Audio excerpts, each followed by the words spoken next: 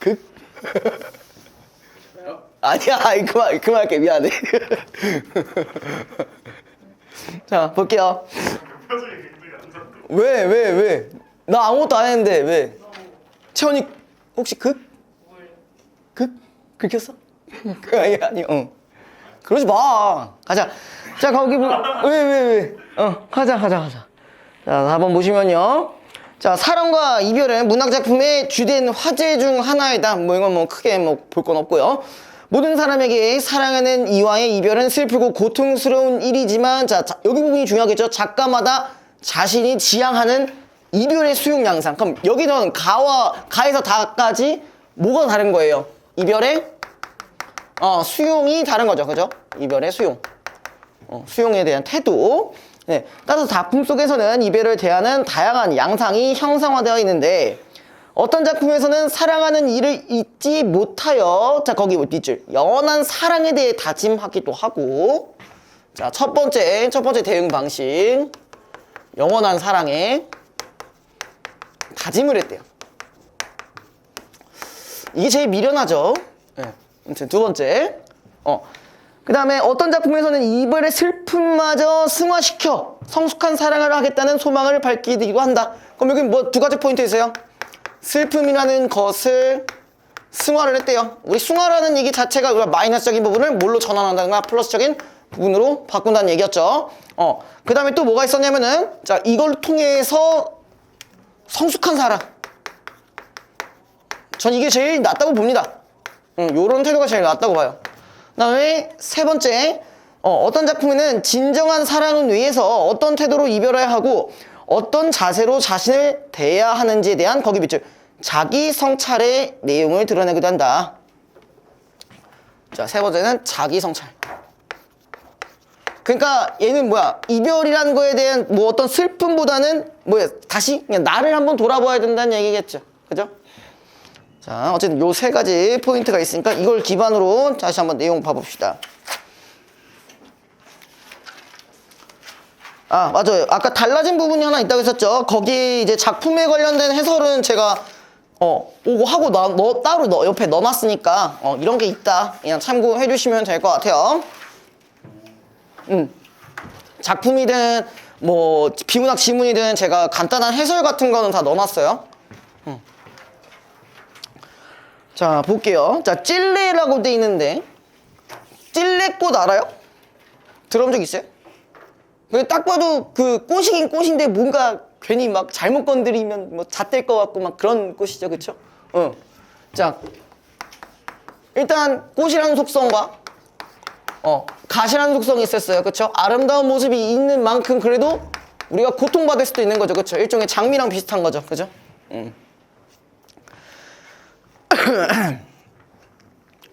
자, 볼게요. 그 전에 이 얘기를 좀 해보자고요. 여기서는 다 이별의 수용과 관련된 작품이라고 했잖아요. 그쵸? 그러면은 꽃이라는 부분과 가시라는 속성을 생각해 봤을 때 우리가 어떤 걸 연상할 수 있을까? 예? 아니, 아직 말 안 했는데. 그 얘기한 건 아니었어요. 그 얘기는 아니고. 자, 우리가 어쨌든 사랑을 하게 되면은 이런 것도 있을 수 있다는 거죠. 그죠?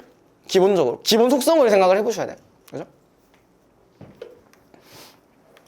자, 그 다음에 꿈결처럼 초록이 흐르는 이 계절에, 자, 어쨌든 지금 뭐가 나왔어요? 계절감과 색채 이미지가 색채 이미지가 드러났죠. 그쵸? 보통 근데 초록이 흐르는 계절이라고 한다면은 언제일까요? 여름에 하는 게 좋겠죠? 그죠? 그 다음에 그리운 가슴 가만히 열어 한 그루 찔레로 서 있고 싶다 했어요. 그럼 일단 그리움이라는 감정과 그 다음에 찔레라고 했어요. 이 찔레라는 이 말 자체가 얘한테는 어떻게 보면 지금 우리 제목과 상관없이 이 찔레만 봤을 때 찔레가 되고 싶다 했어요. 그죠? 그럼 얘는 어떤 대상? 선망? 그거 맞죠? 지향의 대상이죠. 그쵸? 지향의 대상이에요. 그리운 마음을 열어서 그리운 가슴을 열어서 찔러 서 있고 싶다. 일단 얘가 지향하는 대상이고요. 자, 사랑하던 그 사람 조금만 더 다가서면 서로 꽃이 되었을 이름. 잠깐. 그럼 여기서 찔레의 의미라는 게 좀 더 다가갔으면은 꽃이 되었다는 거는 사랑과 관련된 거죠. 꽃이. 그죠? 오늘은 송이송이 흰 찔레꽃으로 피워놓고 자, 먼 여행에서 돌아와 이슬을 털듯 추억을 털며 자, 거기 동그라미 쳐보자. 추억을 털며 자, 추억을 털었다는 얘기는 뭐야? 우리 추억도 생각을 해보실 수 있어요. 자, 추억 어떤 속성이 있어요? 일단 과거라는 속성이 있고요. 또 뭐라고? 실체가 없다. 실체. 상장이 아니라 상장 주식 상장이고요. 예. 과거이고 또 뭐야? 하나 더 있어야 되는데. 추억이야? 추상점. 야,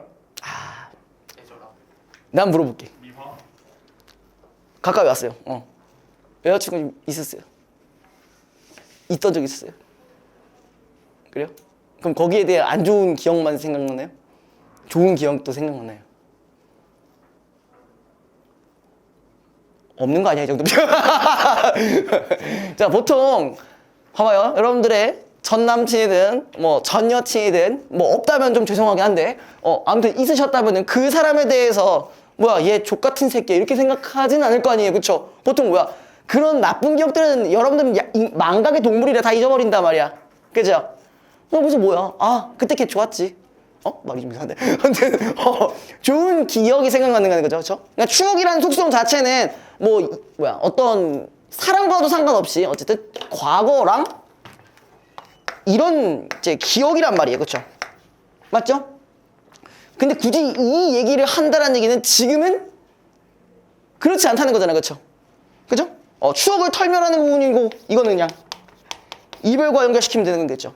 제가 이전에도 추억 얘기를 한번 했던 적이 있었어요.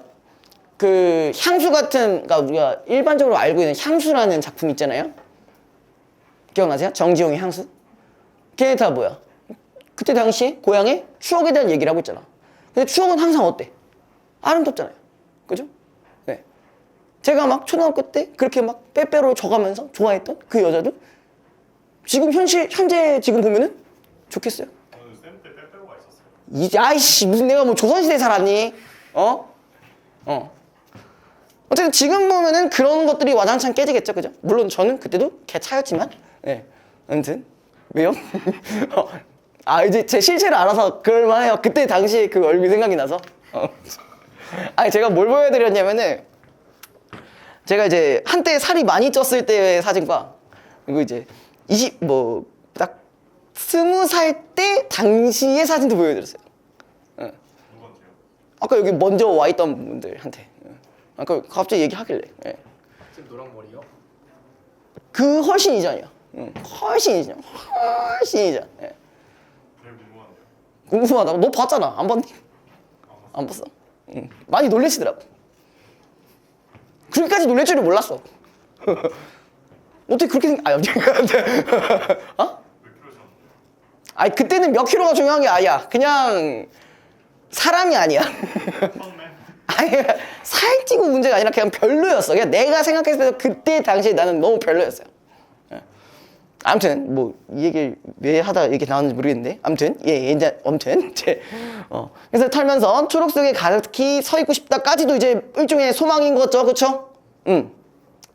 자, 그다음에 그대 사랑하는 동안 내겐 우는 날이 많았었다. 이거는 어떻게 보면은 사랑으로 인한 어떤 고통이라고 볼 수 있는 거죠. 그렇죠? 그다음에 아픔이 출렁거려 늘 말을 잃어갔다.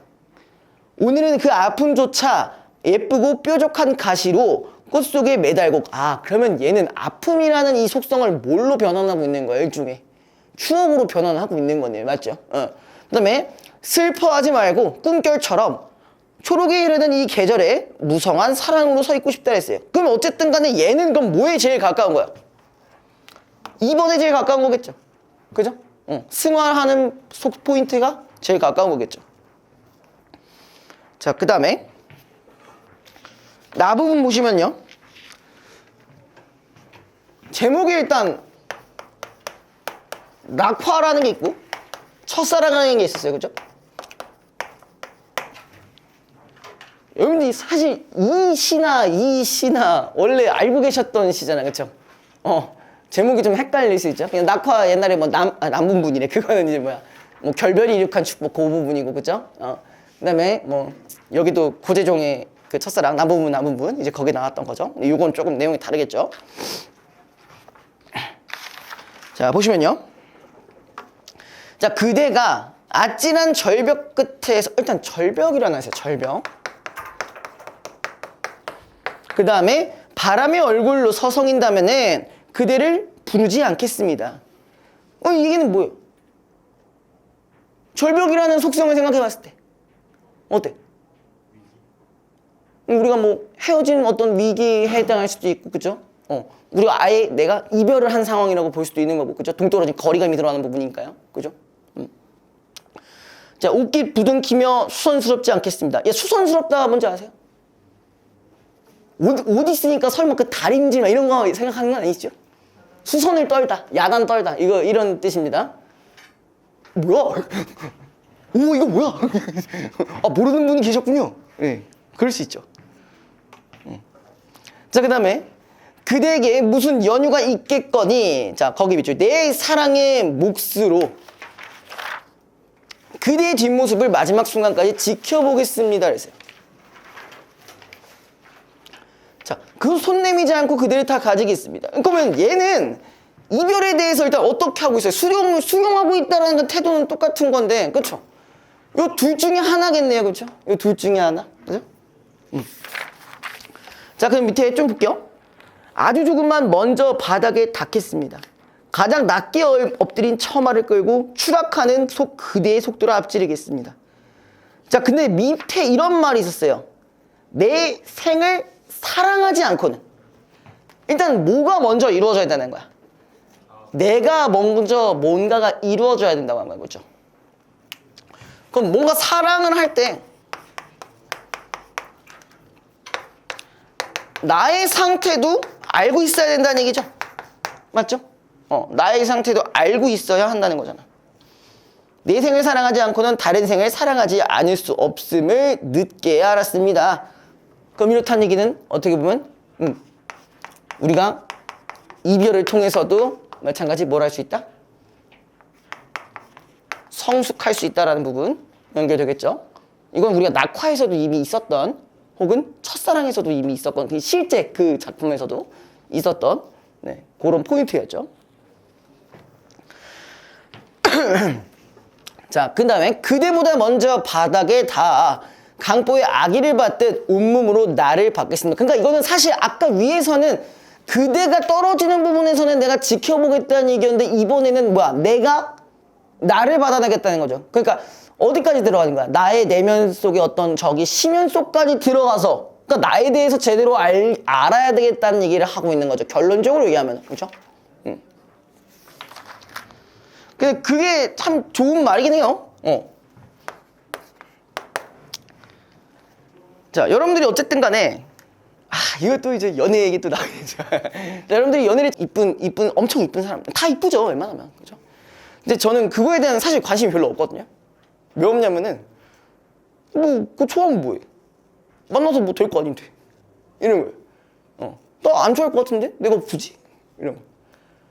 저는 이제 실제로 이제 주위에서 누군가가 저한테 이제 적극적으로 다가와야 그때서 이제 관심이 생기는 스타일로 좀 변해가지고.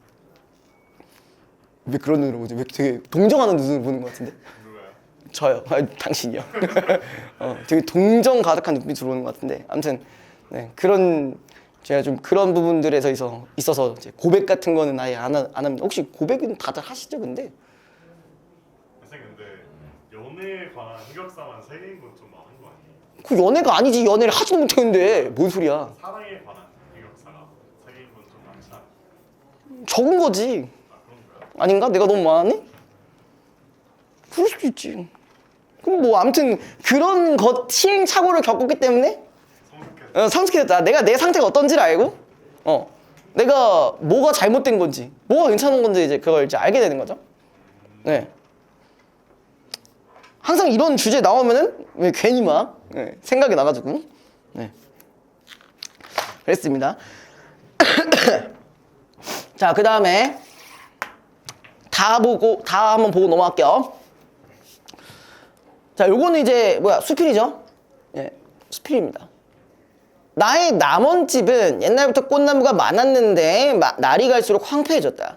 내가 주변이 없고 게을러서 가꾸지 않은 탓도 있지만 한편으로는 집이 낡아서 집안에 꽃나무까지 가꾸기가 싫어서 그렇기도 했다. 아내가 언젠가 내게 말했다. 다른 집 남자들을 보면은 꽃나무를 좋아하는 자가 많아 방에 들어가 비누와 팔찌를 뒤져 사들이기까지 한다는데 당신은 어째서 그와 반대로 집이 낡았다고 꽃나무까지 팽개쳐두나요? 누가 꽃을 좋아하지? 좀 이상한데? 아무튼 집은 비록 낡았지만 꽃나무를 잘 가꾸면 우리 집에 좋은 구경거리가 될 거예요. 그래서 나는 이렇게 대꾸했다. 꽃나무를 가꾸려 한다면 집도 손을 봐야 될 거예요. 나는 이 집에서 오래 살 마음이 없으니 남들 구경거리를 만들어주자고 신경 쓸 필요가 굳이 있겠소? 그러니까 뭐 일종의 그런 거죠. 내가 어쨌든 여기서 계속 오래 있을 것도 아니고 계속 사용할 것도 아닌데 굳이 그럴 필요가 있냐? 여러분들이 언젠가 이제 좀 더 나이가 드시면 뭐 이제 차를 살 일이 오실 텐데 이제 뭐 예를 들어서 보통 첫 차는요 중고차들을 많이 사십니다. 네, 그쵸? 첫 차부터 신차 사면은 잣대요. 이제 아시죠? 첫날부터 사고 내면은 답이 없어요. 아, 안 낼 수 있다고요? 네, 해보세요. 그렇게 되나? 해보세요. 그렇게 되나? 주행 첫날부터 사고를 냈기 때문에 저는. 예. 저도 중고차를 딱 받고, 그러니까 처음에 사가지고 딱 받고, 와, 이제 운전할 수 있다, 이제. 제가 나름대로 연수도 열심히 받았습니다. 한 번 하는데 10만 원인데 그것도 한 3-4번 받았어요. 그래서 이제 할 수 있겠다 했는데 주행 첫날에 바로 사고가 나버렸죠. 큰 사고였어요? 뭐 조금 긁힌 정도? 아니요, 찌그러졌어요. 큰 사고예요? 제가 말하는 큰 사고라는 건 이제 그 박히는 차가 이제 뭐 벤츠 이상 이런 거면 그러면 잣댈 수 있잖아. 예, 제가 잣댈 수 있는데. 근데 첫날부터 이제 그 있잖아요. 여기 보시면은 도로들이 이렇게 있고 막 여기에 이게 차가 가끔 이게 주정차 하는 곳이 좀 있잖아요. 잠깐 세워두고 하는데 제가 그걸 이제 잘 뚫어서 나가야 되는데 그걸 할 줄을 몰랐던 거예요. 제가 그렇게 골목으로 가는 시내 주행은 처음이었던 거예요. 그래가지고 처음부터 이제 우회전을 딱 하려고 하는데 이 새끼가 존나 막고 있는 거야. 근데 그 할 줄 몰라가지고 바로 박아버렸어요. 빵빵도 문제가 아니라 그냥 할 줄 몰라가지고 박아버렸어요. 첫 차 뭐 보여줬는데? K3라고 있어요. 그 아반떼랑 비슷한 무리한 거. 약간 범퍼카로 쓰기 좋은 그러니까 그런 차로 이제 범퍼카? 범퍼카죠, 솔직히. 초보 때는 범퍼카 어쩔 수가 없습니다. 여기저기 긁혀도 일단 수리는 나중에. 왜? 또 받칠 수 있으니까. 아무튼 그런데 제가 이 얘기를 왜 했냐면은 보통 이제 뭐 중고차 같은 경우는 사실 이제 그 전에 뭐 누가 신차로 뽑아가지고 이제 쓰게 되면 어차피 자기가 계속 끌고 다닐 거니까 좀 관리를 되게 많이 한단 말이에요. 근데 이런 경우가 있어요. 렌트카에서 굴르다가 중고차로 넘어온 경우가 있어요. 자, 그런 경우에는 약간 좀 험하게 다루는 부분들이 있어요. 왜 그럴까? 내 거 아니니까. 특히 이런 거 있잖아요. 제주도 가시면은 여러분들이 이제 렌트카를 쓸 일이 곧 생기실 거예요. 그래서 여러분들이 이제 주로 뭘 빌리냐? 뭐 다양하지만 뭐 레이부터 시작해 그 조그만 차 있잖아요. 레이부터 시작해서 뭐 누구는 뭐 K3, K5 차 뭐 빌리는 사람도 있고 어떤 사람은 이왕 제주도 왔는데 가원 부려야지 이러면서 이제 미니 타는 사람도 있고 특히 여자분들이 남자분들은 뭐 포르쉐 한번 빌려야지 막 이렇게 해가지고 하는 사람도 있어요. 어쨌든 빌린 거잖아. 그러다 보니까 자기 게 아닌 거야. 자기 게 아니다 보니까 막 여기저기 사고 내고 난리 나요. 그렇게 해서 이제 내가 받게 되면은 또 쓰기가 짜치는 거지. 아무튼 늙기 전에 당신과 고향에 돌아가 집을 짓고 꽃나무를 심어 열매는 따서 제사상에 올리고 부모님이 드시도록 하며 꽃을 구경하며 머리가 새도록 함께 즐길 생각이오. 내 계획은 이런 것이오. 그래서 내 말에 아내는 웃으며 즐거워하였다. 지난해 파주에 작은 새집을 짓기 시작하자 아내는 기뻐하여 이제 당신의 뜻을 이루겠어요 라고 말했다. 뜰과 담장은 배열하고 창문과 방의 위치를 잡는 일을 아내와 상의하여 하는데 근데 공사가 끝나기도 전에 그만 아내가 병들고 말았다. 이제 갑자기 이 말이 나오면 우리가 한번 유추해 볼 수 있는 게 있어요. 뭘 것 같아요? 아내의 사망. 아니 그런 너무 티스러운 얘기 하지 마시고 뭐라고 보는 게 좋을까? 사망을 얘기죠.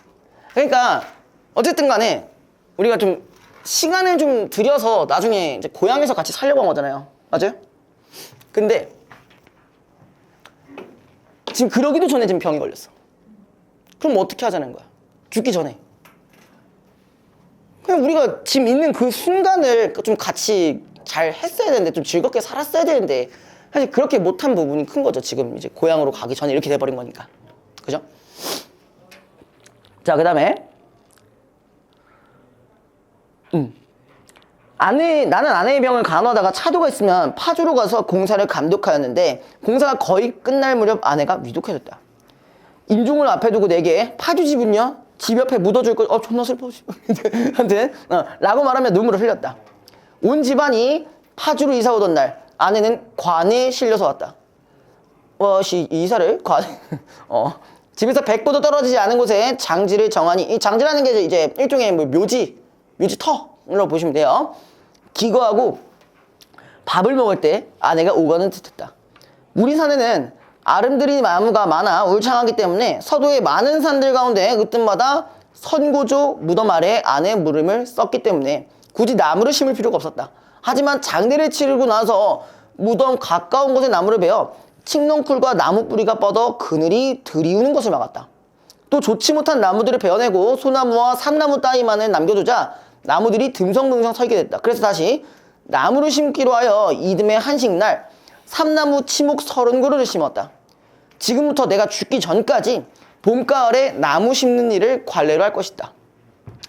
자, 우리가 일반적으로 수필 같은 경우는 이러한 경험들이 있고 나서 마지막에 이제 그 다음에 뭐가 나와요? 거기에 대한 깨달음이 나오죠. 그쵸? 이 오후라. 이것은 참으로 오래 묵은 계획이었다. 남원을 떠나 파주로 옮기겠다고 떠벌려왔던 지난날의 내 계획은, 자, 거기 있어요. 아내와 하루도 함께하지 못하고 뒤에 남은 자에게 슬픔만을 더하는 꼴이 되었다. 그러고 보면은 인간이 굴구하게 살기를 도모하여 창구한 계획을 세우는 것이 미혹이 아닌가? 그러니까 잘못된 거 아닌가? 이런 얘기겠죠. 자, 돌아오면은 나는 심기가 허약해서 스스로 어떻게 될지 자신이 없다. 여생이라야 수삼십년을 넘지 않을 것이고 한 번 죽고 나면은 그 뒤로는 천년백년 끝이 없는 세월이다. 그렇다면 내가 어떤 길을 선택할지 알겠으니 남원 집에서 파주 집으로 옮겨 산 정도에 그치지 않는다. 살아서는 파주의 집에서 살지를 못했지만 죽어서는 영원히 파주의 산에서 서로 살 수 있게 그 즐거움이 그지가 없다.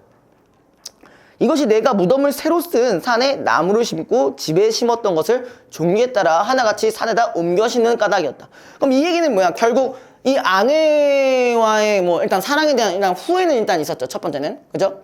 현재를 기준으로 했을 때 그 계획이 있었는데 그러니까 현재를 같이 잘 즐거워하지 못했던 거. 그죠? 아내와. 그 다음에 두 번째는 그 아내와 영원히 사랑할 것임을 다짐한 부분이 그 두 번째죠. 그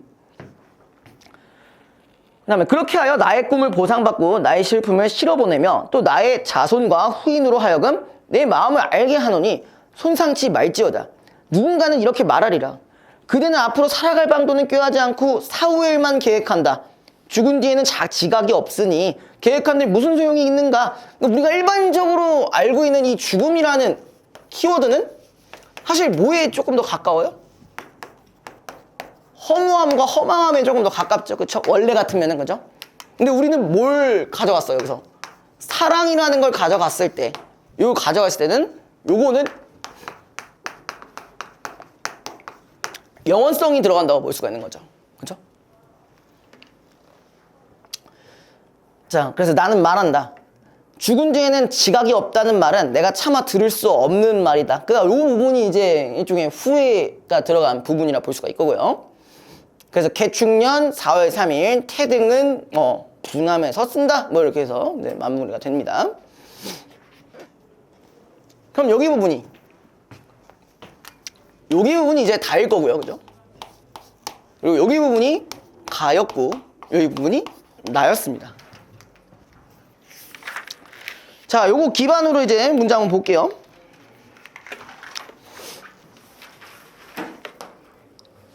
자, 1번부터 볼게요. 가와 나에 대한 설명으로 가장 적절한 것은, 자, 가는 나와 달리 의성어를 사용하여. 자, 일단 가에 의성어가 있었나요? 가의 의성어? 가 부분이 어디죠? 찔레 있는 부분이잖아요. 그쵸? 그런 부분에서는 소리를 따라하는 부분이 아무것도 없죠. 그쵸? 근데 하나 의심할 만한 부분들은 하나 있었을 거예요. 아마 좀 헷갈리실 만한 부분. 어디냐면은 두 번째 연에 맨 밑에 송이 있긴 했어. 근데 이건 이의성어가 아니죠. 그죠? 이거 조심하셔야 돼요.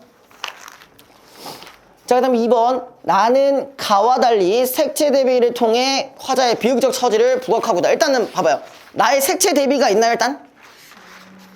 색채 대비 자체도 없죠, 일단. 그렇죠? 그래서 이건 넘어가시면 되고. 3번.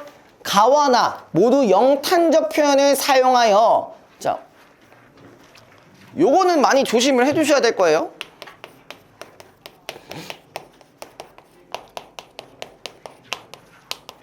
우리 특히 영탄적 표현 같은 경우는 일반적으로는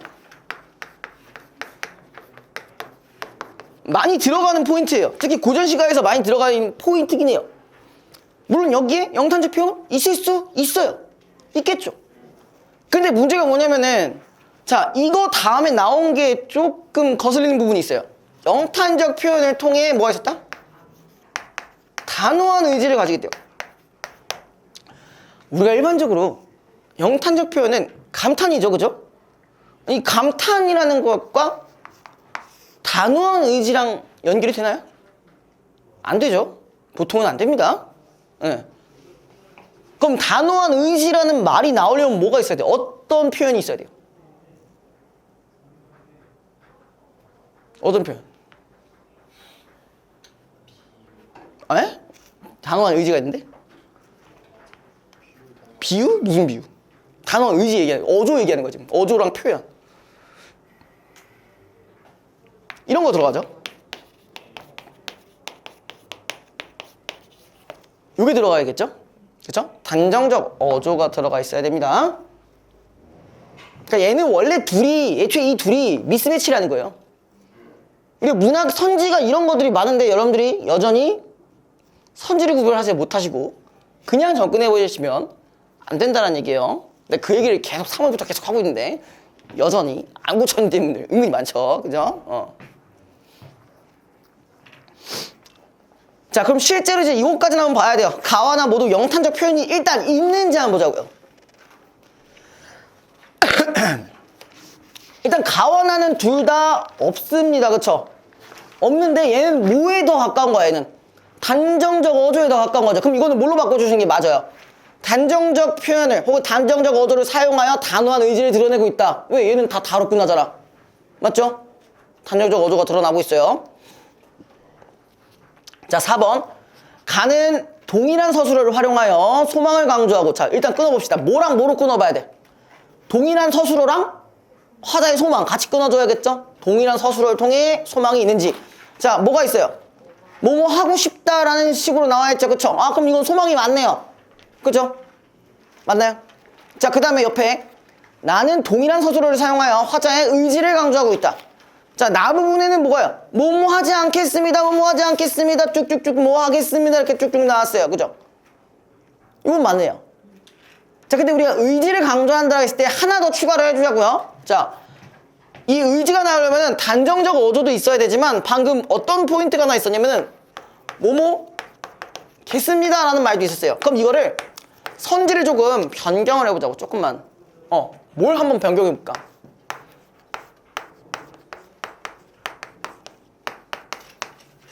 이렇게도 바꿀 수가 있는 거야. 미래형 어미. 동일한 서술어가 맞긴 하지만 미래형 어미를 통해 단호한 의지를 드러내고 있다. 이런 식으로도 응용이 가능하겠죠? 그죠? 되니? 자, 그 다음에 가는 공간의 이동에 따라 일단 공간의 이동이 드러나니? 없죠? 공간의 이동도 없고 절망적 정서고 뭐 절망적이라는 말도 한 적은 없어요. 그죠? 나는 시간의 흐름에 따라 애상적 정서가 고조되고 있다. 뭐 어떻게 보면 애상적인 정서 뭐 있을 수도 있어요. 그냥 시간의 흐름이 딱히 드러난 건 없어요. 그쵸? 자, 애상이라는 게 뭐였어요? 애상적이라는 거? 은근히 직접 물어보면 모르시는 분들이 좀 있으시더라고. 알아? 그냥 슬픔의 감정만 있으시면 안 됩니다. 하나 더 추가해야 돼요. 사랑으로 인한 슬픔이에요. 네, 사랑으로 인한, 그냥 슬픔으로 끝내면 안 되고, 애상적이라고 한다면은 사랑 플러스 슬픔이어야 돼요. 그 경계를 좀 알고 계셔야 돼요. 그러니까 일종의 애상적이라는 거는 뭐야? 대부분 이별로 인한 슬픔으로 이제 귀결이 되겠죠. 자, 그 다음에 2번. 다에 대한 이해로 적절하지 않은 것은? 뭐 나는 나무늘 살 때 집이 낡아서 꽃나무를 갖고 가자. 그쵸? 처음에 그랬었죠. 그 다음 2번. 아내와 함께 나는 고향으로 가서 꽃나무를 가꾸는 삶. 맞죠? 3번. 아내는 나가 남원을 떠나 고향인 파주에 새 집을 짓는 것을 찬송하였다. 그쵸? 그랬지만 이제 같이 못 갔을 뿐이죠. 아내는 나에게 자신의 병을 치료한 후에 뭐 그런 말 뭐야 이거 너무 뜬금없는 문제네요. 안 풀어도 됐겠네. 그죠? 자, 일단 3번 볼게요. 3번 A, B. 3번에 A가 뭐냐? 찔레라는 대상이죠. 우리가 이거 할 때, 이거 푸실 때 어떻게 하라 했어요? A 옆에 찔레라고 그냥 써주시면 좋다고 했죠. 헷갈릴 수 있어요. 그냥 시간 낭비를 안 하시려면 그런 부분은 좀 피곤하다고 했었습니다. 자, 그러면 B가 이제 뭐였냐? B가 나에 있었나요? 다에 있었나요? 다에 있었는 거죠? 그죠? 다에가 아마 네? 나무요? 나 노안인가? 왜 안 보이지? 맨 위에 있어요? 아무튼 그 두 개예요. 자, 그 기준으로 볼게요. 자, 적절한 거니까 금방 찾을 수 있겠죠. 자, 1번. A는 이루지 못한 사랑에 대해 후회하는 태도? 후회라고 한다기보다 뭐 한다고 했어요? 여기는 전체적인 배경이 승화하잖아, 그죠? 나 후회는 아닐 거고. 넘어가시면 됩니다. 2번. B는 사랑하는 사람과의 이별로 인해 생긴 상처를, 상처? 그건 상관없잖아, 그죠? 3번. A와 B 모두 이별의 슬픔을 극복하려는 마음을 드러내는데 활용되다. 일단 A는 맞고요. B는 어때요? B는 뭐야? 나무를 심어서 어떻게 하겠다는 거야? 영원히 살겠다는 얘기 아니었어? 그죠? 그럼 어떻게 보면은 지금 아내의 죽음으로 인한 슬픔을 극복하려는 행위인 거지. 내가 죽었을 때 같이 살 거니까. 그죠? 3번이 정답이고요. 뭐 일단 4번은 아닌 건 뭐 절망감이니까 필요 없을 거고요. 그 다음에 5번은 이별할지 모른다는 두려움과는 전혀 상관이 없죠. 자, 4번 볼게요. 보기는 저희가 읽었으니까 선지로 바로 넘어가시면은, 자, 1번. 가에는 내겐 우는 날이 많았고 아픔이 출렁거려 늘 말을 잃어갔다였어요. 이거 그래서 과거의 사랑으로 인해 괴로웠던 때가 많았음을 드러내는 것이다. 맞죠? 제 얘기네요. 아무튼 2번. 자, 가에서 슬퍼하지 말고 이제 무성한 사랑으로 서 있고 싶다는 것은 사랑의 아픔을 승화하다. 이건 원래 우리가 처음에 얘기했던 부분이랑 관통이 되는 얘기이기 때문에 넘어가시면 되고요. 3번. 나에서 내 사랑의 목심으로 그대의 뒷모습을 마지막 순간까지 지켜보겠다는 것은, 자, 이별을 담당히 수용해야만. 일단 요거까지만이 이별을 담당히 수용해야 된다. 맞아? 그거까지 맞는데 제 옆에 언젠가 떠난 이가 돌아올 것이라는 믿음이라기보다는 내가 성숙하자는 얘기였잖아요. 그죠? 3번이 틀렸고요. 자, 4번. 나에서 내 생을 사랑하지 않고는 다른 생을 사랑할 수 없음을 늦게 알았다는 것은, 자, 누군가를 진정으로 사랑하려면은, 그렇지, 아까 나부터 돌아봐야 된다고 했잖아요. 그죠? 나 5번. 죽어서는 영원히 파주의 산에서 서로 살 수 있기에 그 즐거움이 그지없다는 것은, 자, 이 생에서는 짧았던 아내의 인연이 저 생에서는 영원하길 바라는 마음. 맞죠? 네. 자, 그 다음에 바로 뒤에 거 넘어갑시다. 자, 내가 이거 하나 물어볼게요.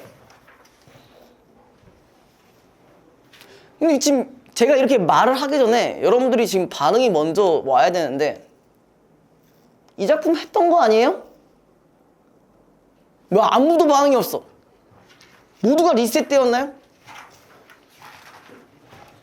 성현이 정도는 이거 기억 나지? 뭘요? 이거 했던 거잖아. 이거요? 알죠. 김준수 가요? 가나 우리 한번 했었어요, 수업에. 유명하죠, 쌤 김준수.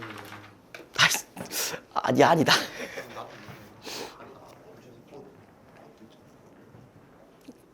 그 너네 옛날에 그거 있잖아. 나는 내신을 했는데 응, 그러니까. 나는 모르겠어요. 아니. 나랑 했냐는 거지. 너는 아마 그때도 없었을 거고. 태형 기억나? 아이씨, 왜 찝찝하지? 기억나시는 거 맞죠? 근데 다시 물어보면 또 까먹으실 것 같은데. 다시 볼게요. 아, 맞다. 이거 교재 자주 해드릴게요.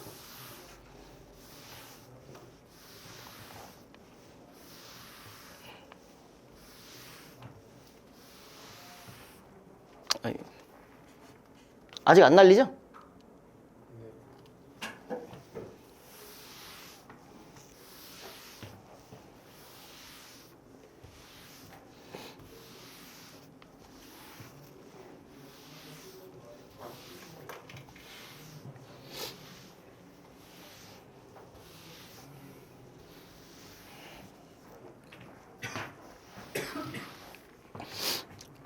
나 요거까지만 하고 쉴게요. 근데 지금 보니까 약간 좀 다들 상태가 되게 좋진 않은 것 같아. 괜찮아? 뭔가 조시려는. 너도 좀 그랬고. 네? 괜찮아 지금? 잔 건 아니지. 눈이 막 빨개지시는데. 내 거는 내 것도 있어. 그러면 스타벅스. 원래 남이 해주는 게 다 맛있죠, 그죠? 특히 라면. 뭐야? 자, 일단 3번 한번 보고 다시 한 번만 딱 하고, 요거는 그래도 여러분들이 했던 거기 때문에 간단하게만 하고 마무리할게요. 자, 3번에 김춘수의 꽃을 위한 서시와 오세영의 등산은 자 모두 지향하는 대상에 도달하고자 하는 화자의 마음과 이를 위한 노력이 드러나는 작품이다. 자, 일단 키워드가 지향하는 대상이라는 게 있었고, 그죠? 지향 대상. 그 다음에 노력과 관련된 얘기가 나왔어요. 그죠? 지향하는 대상이 먼저 존재했고, 그 다음에 이를 위해서 어떤 노력들을 하고 있다. 자, 특히 두 작품의 화자는 실현될 것을 장담할 수 없는 목표를 이루기 위해 자, 지향 대상인데 어쨌든 실현이 어렵대요.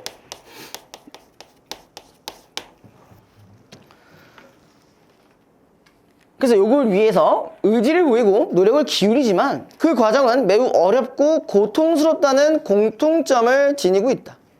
그쵸? 실현이 어려우니까 당연히 힘들겠죠? 그죠? 자, 한편 꽃을 위한 서시에서는 이러한 화자의 지향에 자, 도달할 수 있을 거라 쓰시라는 기대가 드러나 있는데 반해. 자, 그럼 가는 지금 뭐라고 했어요? 이루어질 거라는 기대감이 드는 거네요. 그쵸? 기대감. 그 다음에 등산은 자신의 지향을 향해 조심스럽게 정진하는 화자의 일관된 태도와 과정을 드러내고 있다. 잠깐만, 그럼 나 같은 경우는 기대라기보다는 이제 뭐야? 일관된 태도가 드러나 있죠. 그쵸? 이걸 이루기 위해서 나는 뭐야? 꾸준히 뭔가를 할 것이다 라는 그런 부분들이 있다는 거죠. 그쵸?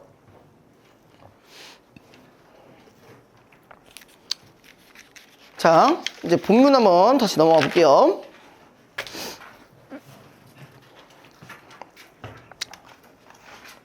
여기 부분은 많이 보셨죠? 나는 시방 위험한 짐승이유.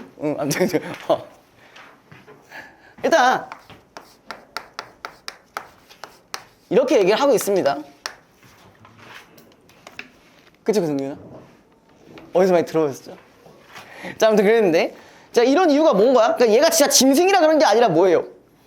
나의 손이 닿으면은 너는 뭐라고 돼 있어요? 어둠이 된다고 했어요. 그러니까 얘를 통해서 너가 어둠이 된다는 거. 이걸 다시 한번 해석을 해보자고요.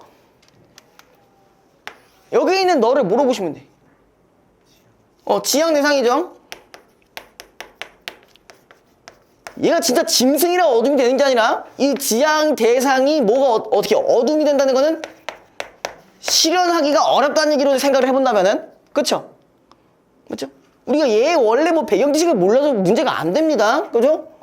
그 기준으로 봤을 때 얘가 진짜 짐승이라서 그런 게 아니라 이런 부분 때문에 지향 대상 자체가 실현하기 어렵기 때문에 그런 과정을 마치 내가 잘못한 것처럼 표현을 한 거잖아요. 그죠? 맞죠? 어떻게 보면은 이것도 갖고 갈 수 있겠죠? 뭐도 갖고 갈 수 있냐? 이 주객전도도 갖고 갈 수 있겠죠? 사실 내가 잘못해서 그렇다기보다는 그냥 원래 실현하기가 어려운 거니까. 그죠?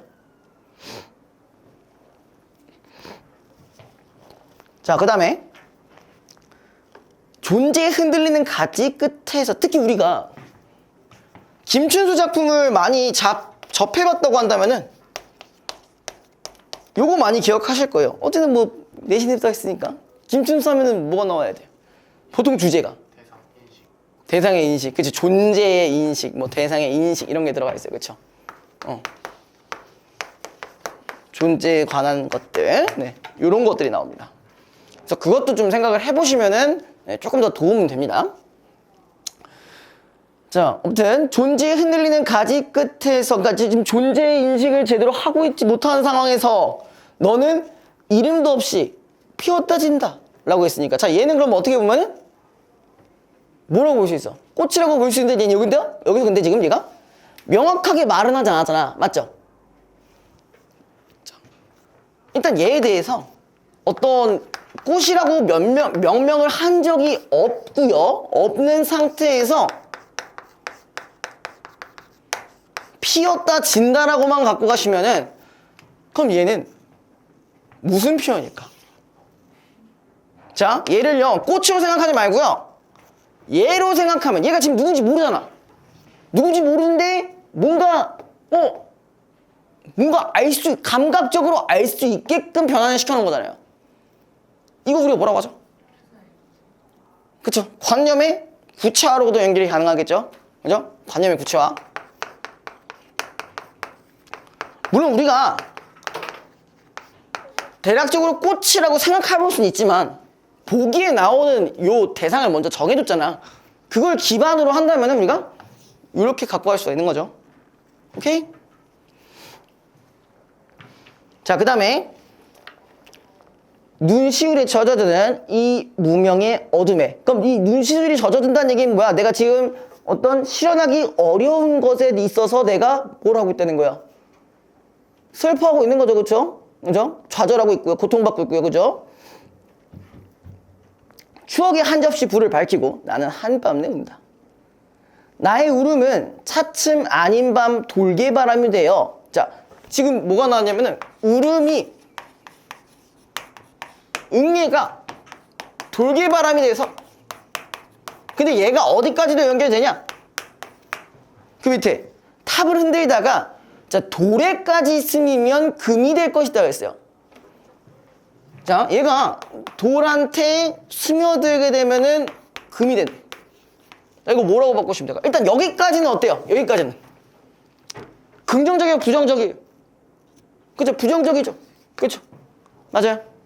그 다음에 자, 근데 요 부분만 봤을 때 여기서 금으로 변한다는 얘기는 뭐야?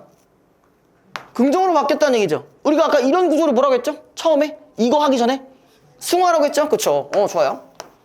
그럼 여기서 뭐가 드러나는 거야? 승화가 드러난 부분이네요. 그 다음에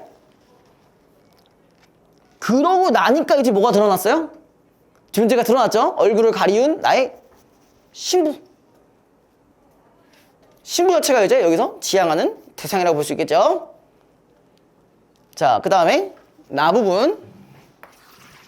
사실 나보다 가가 조금 더 너무 추상적이어서 어려운 부분이 좀 있습니다. 그죠? 근데 나는 어쨌든 뭐였냐? 등산이요, 등산. 네. 자, 등산이라는 키워드만 생각을 해봤을 때, 자, 일단 기본적으로 어떤 이미지가 하나 있을까? 힘들다.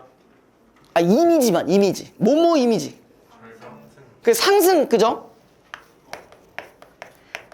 상승 이미지가 있잖아요. 물론 우리가 상승 같은 경우는 항상 뭐야? 긍정적으로 이제 작용되는 경우가 많잖아요. 맞죠? 작용되는 경우가 많은데 자 여기서는 뭘로 좀 파악하시는 게 조금 더 좋을까?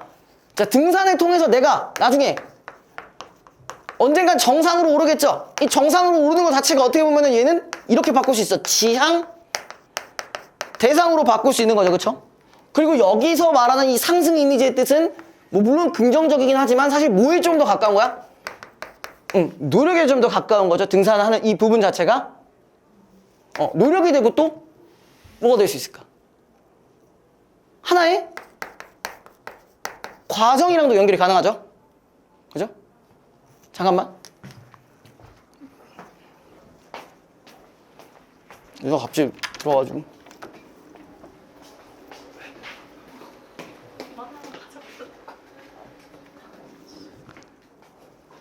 네, 찍히고 계십니다. 네, 괜찮아요. 네, 까메오로 생각하면 되죠. 한 번에 다 가져가세요. 네. 두 움큼 지우셔도 돼요.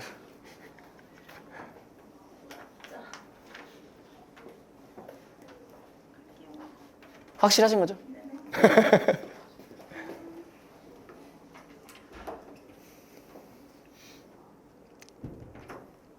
뭔가 열심히 뭔가 하고 있었는데 왔다 갔다 하면서 뭔가 이렇게 눈치를 보고 계시더라고. 아까 너도 그랬잖아. 그치? 아 웃긴 게 아직 그러니까 한 55분쯤이었나? 그때 수업도 하기 전이었는데 아까 얘가 이 친구가 들어오면서 나를 마주쳤단 말이야. 그럼 나는 분명히 여기서 나가고 있는 길이었잖아요. 근데 못 들어가고 있는 거야 이 친구가. 수업하는 줄 알고. 그러니까 이게 앉아있는 친구들도 많고 그러다 보니까 여기 내가 있는 줄 알고 봤나 봐. 맞냐? 아니 날 봤는데? 10초 전에 봤는데? 나도 그랬으면 좋겠다. 나도 진짜 몸이 한 2개였으면 좋겠다. 야. 수업하는 저 그리고 이제 노는 저. 뭔데? 내 꼬는. 내 꼬는. 뭐 먹고 있잖아. 어? 아 그래? 나도 졸려. 아 장난이야. 아 졸리긴 졸린데 커피 먹어서 괜찮습니다. 이게 지금 2잔째라. 지금 그거보다 지금 배가 너무 고파요.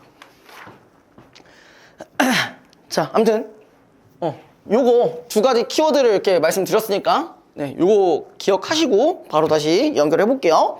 근데 현이 너 이거 했었나? 나랑 했을 때? 나 이거 했었냐? 아, 그치. 약간 리마인드 한다고 생각하세요. 그죠? 자, 자일을 타고 오른다. 이 자일이 아마 그걸 겁니다. 밧줄. 밧줄 타면서. 아, 혹시 등산 하신 적 있으세요? 최근, 그래도 좀 하시는 분 있으세요? 아, 등산 잘 안 하셨죠? 하시는 분 잘 없죠? 저도 한 지가 얼마 안 되긴 해요. 한 2년 정도밖에 안 돼요. 저 집에 등산 장비 아무것도 없어요. 그냥 뭐 있냐면은 그냥 임시적으로 일단 필요할 것 같아서 트레이닝복 하나 샀고요. 그냥 티조거리 입고 그냥 올라갑니다. 등산화는 누가 저한테 선물을 해줘가지고 네, 그거 잘 쓰고 있긴 한데 아무튼 왜 묻는 거야? 왜? 어떻게 이렇게 무수히 많이 지나갔던 썸녀 중에 한 명이 저냐고? 그런 거 아니야? 조용히 해주세요. 아무튼 등산에 올라가실 때 보면은 물론 이제 대부분의 등산로가 이제 이렇게 다 정돈이 되어 있어요. 정돈이 되어 있다는 게 무슨 말이냐면은 밧줄 같은 것들이 다 있어요. 그러니까 이게 자일 타고 올라간다는 게 진짜 암벽 너무 이렇게 막 찍어가면 올라가는 그런 게 아니라 올라갈 때 있어요. 계단이 있을 수도 있고.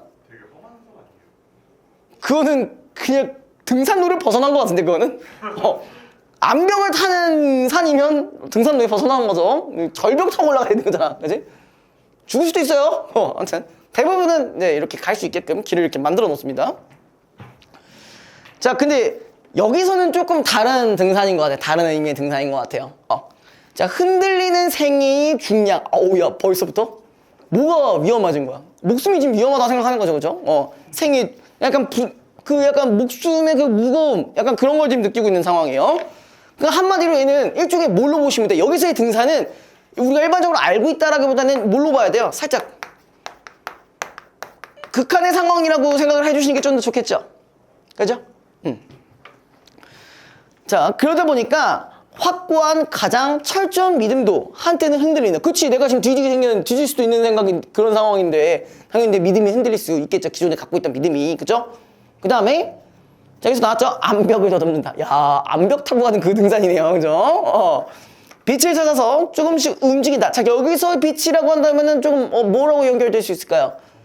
방금 얘기했던 지향 대상이겠죠. 제가 자꾸 얘기했잖아요. 제가 보기를 먼저 분석하는 이유는 뭐야? 이걸 기반으로 해석하자고. 여기 있는 걸 안 보시고 가면 곤란해요. 특히 문학에서 여러분들 질문하시는 것들 보면 그런 부분들이 많잖아요. 그쵸, 홍수연 씨? 아까도 질문하신 거 보니까. 응? 그러니까 내가 문제를 삼는 게 아니라 보기에서 그러니까 보기에서 있는 그런 정보들을 좀 제발 잘 가져가 주셨으면 좋겠어요. 계속 제가 그런 부분에서 말씀드리잖아요. 한두 씨도 놓치시면 안 돼요. 그 어떤 식으로 연결되는 것까지는 생각을 해봐야죠. 자, 그 다음에 결코 쉬지 않는 무명의 벌레처럼 무명을 더듬는다. 자, 무명의 벌레라고 했어요. 이 벌레가 뭐야? 좋은 뜻이야, 안 좋은 뜻이야? 여기서는 좋은 뜻이야. 뭐를 상징하는 걸까요? 아이씨, 상징이라는 게 뭔데? 진짜 그렇게 진지하게 해줄까 그냥? 응? 상징이라는 게 뭔데? 원관념과 보조관념이 있는 건데 지금 어떻게 그 관념을 똑같이 얘기해버려요?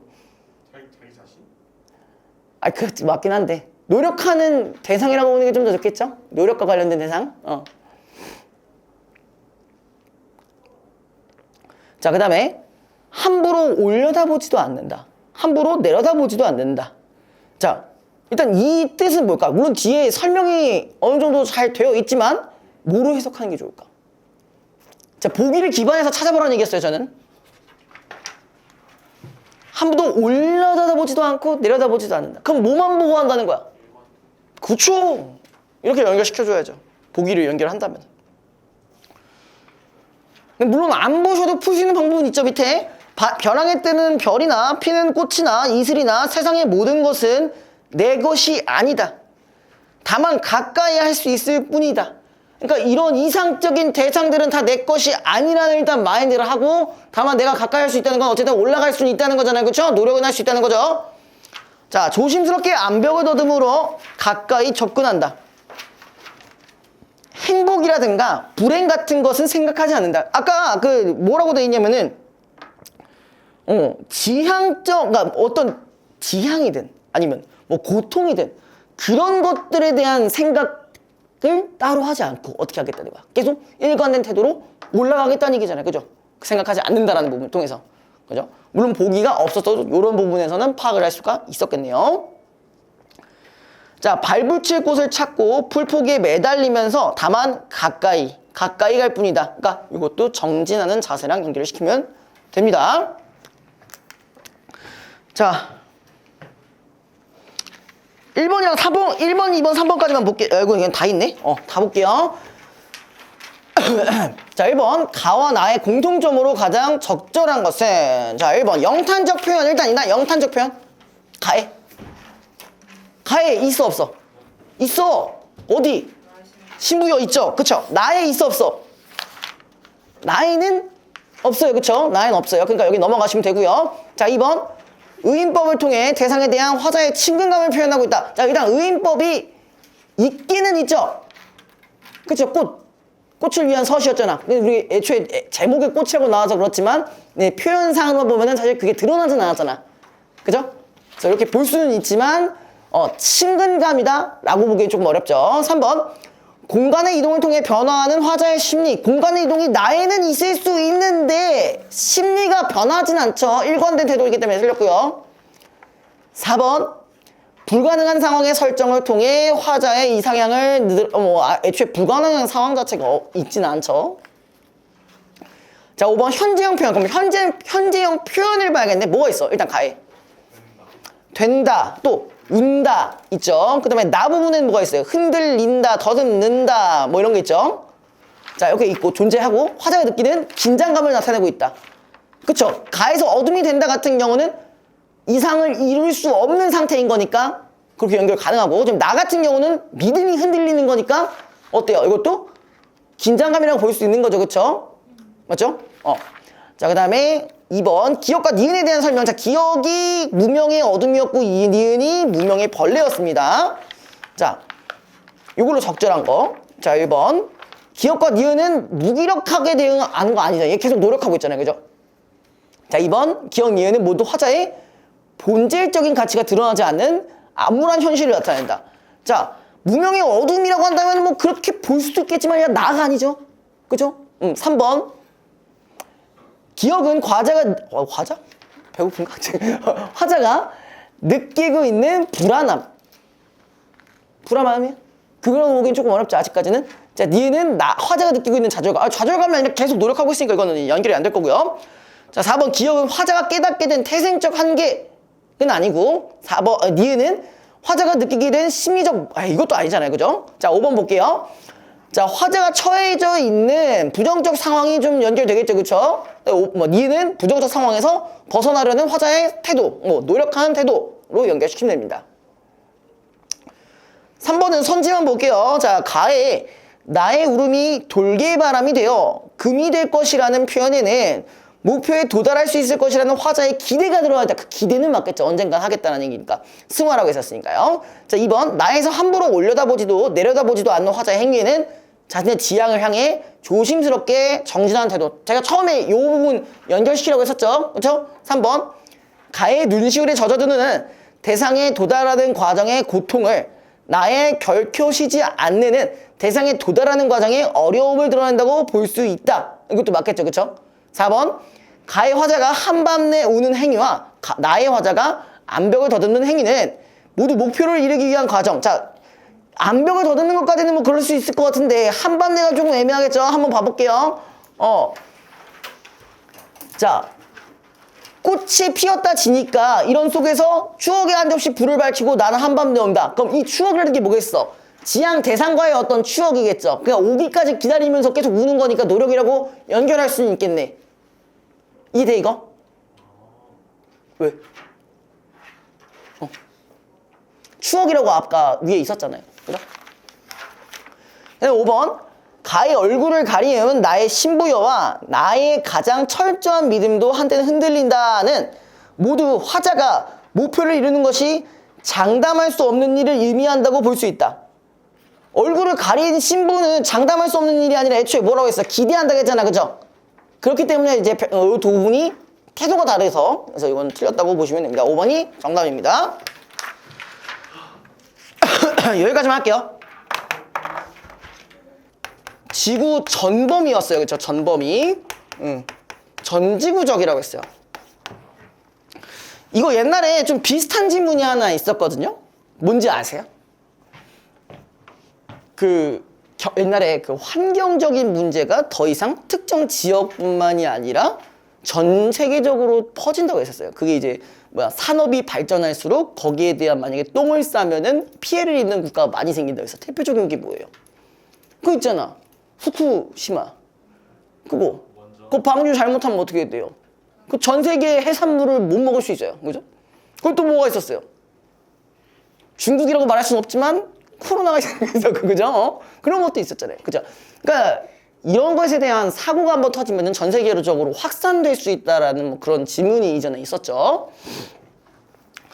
자, 아무튼 이를 이해하기 위해서는 국제 정치에 대한 이론적 논의와 함께 살펴봐야 한다. 국제 정치에 대한 이론적 논의는 세 가지 관점이 있었대요. 이건 그럼 그래도 좀 그나마 구조가 좀 쉽겠네.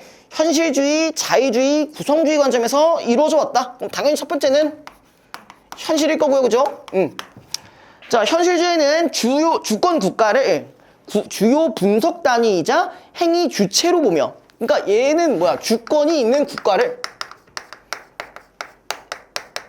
행위의 주체로 보고 있대요. 그러니까 국가 하나하나를 보고 있다는 거죠. 그렇죠? 국가와 국가 간의 관계를 분석해. 여기도 나왔네요. 국가와 국가 간의 관계 동그라미 쳐주시고요. 국제 관계를 이해하고자 했다. 그러니까 얘네를 주체로 두고 얘네들 간의 관계를 중요시하고 있었습니다.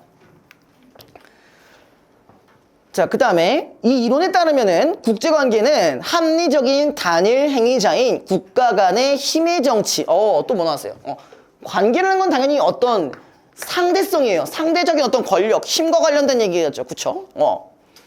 중앙정부가 부재한 국제사회에서 이해관계가 충돌하는 경우, 자, 거기 밑줄 쳐보자. 이해관계가 충돌하는 경우. 솔직히 생각을 해봐요. 자, 국가와 국가끼리 뭔가를 맺고 있다라는 게 사실 뭐 의리로 합니까? 뭐 내가 뭐 중국의 뭐 어디 뭐 아들 같은 뭐 그런 국가야? 뭐 조선 아니잖아. 요즘 국제정세는 다 뭐야? 자기한테 이득이 되냐 안 되냐가 중요한 거잖아. 그죠? 그걸로 인해 조약을 맺는 거잖아. 누군가, 그러니까 어떤 부분은 여기에 이득, 어떤 부분은 여기에 이득 이렇게 되는 부분들이 있기 때문에 하는 거죠. 자, 아무튼 자 이렇게 충돌하는 경우 충돌 동그라미 쳐시고 각 국가는 자국의 이익을 배타적으로 추구하므로 자 이게 무슨 말일까? 이익을 배타적으로 추구한대. 좀 더 쉽게 얘기하면은 이거예요. 자, 배타적이라는 건 뭐예요? 다른 사람들을 배척하는 거잖아. 다른 것들을 배척하는 거잖아요. 그죠? 근데 이해관계가 충돌하게 되면은 그럼 이것도 무슨 말이야? 자기 국가 위주로만 생각한다는 거잖아. 남이 피해를 보든 말든. 그거랑 같은 얘기죠? 그럼 이 얘기를 굳이 어렵게 생각할 필요 없는 거지. 그죠? 이기적으로 된다는 얘기잖아요. 맞죠? 이익 우선 이렇게 바꾸셔도 되고요.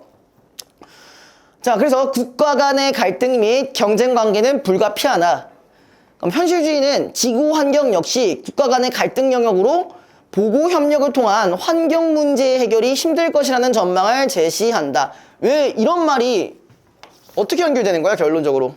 어쨌든 모든 국가들은 자기 국가에 한해서만 이익을 취하려고 하기 때문에 그렇기 때문에 마찬가지 현실주의의 관점으로 봤을 때 어떤 환경적인 갈등이 있다라는 거는 필연적이라는 거죠. 맞죠? 맞죠? 필연적이라는 얘기. 자, 아무튼 해결이 힘들다. 그래서 현실주의적 관점에서는 환경 문제가 안보나 군사 문제처럼 자, 거기 밑줄. 국가 존폐에 직접적으로 영향을 미치지 않으며 그러니까 해결이 안 되는 이유. 그러니까 갈등이 있어도 해결이 안 되는 이유는 뭐야? 존폐랑 크게 관련이 없다는 거예요. 그죠? 국가가 존재할지 아니면 국가한테 그만큼 위협하는지에 대한 그런 직접적인 이유가 없다는 거야. 자, 그 다음에 경제 영역에서 국가 간의 경쟁이 날로 치열해져 가는 상황에서 국가들이 환경보호를 정책의 우선순위에 두고 전기구적 환경 문제 해결에 나서는데 소극적일 것이라고 본다. 자, 이게 뭐가 있었냐면은 특히 이 경제 부분이랑 연결을 한번 시켜줘야 돼요. 자, 경제 부분에서 얘가 성장을 해. 보통 성장을 할 거면은 환경을 생각해야 안 해요. 성장과 관련해서는 환경을 고려하지 않습니다. 환경 고려를 안 해요. 그죠?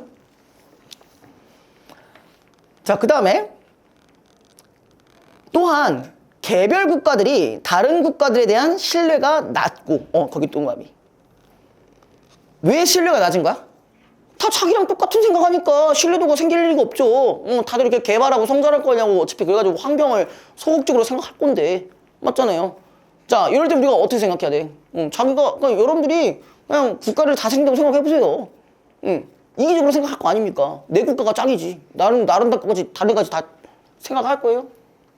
나만 쓰레기야? 아니잖아. 아무튼 자, 그 다음에 그들의 무임승차를 우려하기 때문에 적극적으로 친환경적인 정책을 채택하기를 꺼릴 것이라고 본다. 그러니까 뭐야? 친환경적인 정책을 누가 대표적으로 한다고 하면은 그래 나도 네 하는 김에 나도 좀 갈게 이러면서 이제 무임승차 약간 뭐야? 그 기반이라든지 기반 시설이라든지 그런 것들도 그냥 공짜로 얻어 타려고 하는 거잖아. 그죠?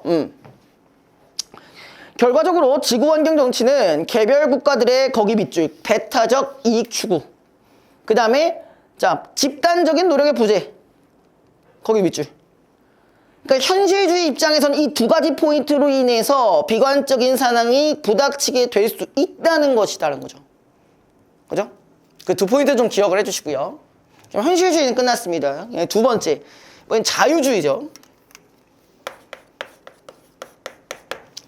자, 자유주의는 국제정치에서 협력의 가능성을 긍정하며 이의 진작을 위해 노력해야 된다고 본다. 어떻게 보면은 얘랑 좀 대치가 되는 부분이라고 볼 수 있는 거죠.